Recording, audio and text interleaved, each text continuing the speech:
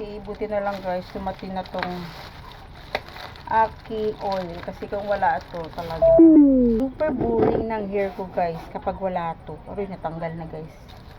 Naka 1 week, so 2 weeks. Naka 2 weeks din yan guys. Ito na nakita. So ayan, balik tayo dito sa aking hair serum. Kapag wala talaga sa hair serum guys, sobrang boring ng hair ko. Ayan, ito nga pala yung ginagamit ko for my hair after I take a bath. Ito talaga yung lagi ko na ginagamit. Always na.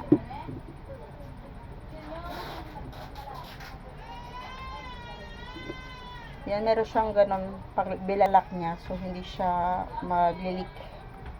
This is Vermont.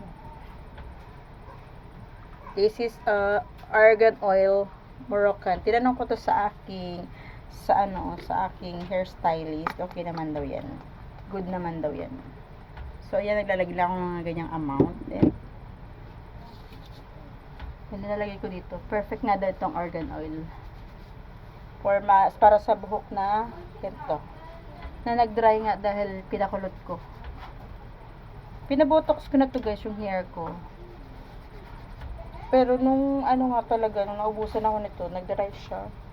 Iba talaga yung nabibigay sa akin ng argan oil. Mas feel ko talaga yung healthy.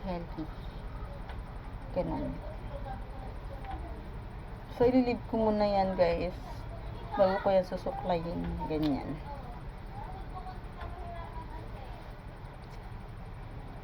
Sa mga gusto ng ganito, lagay ko to sa yellow basket.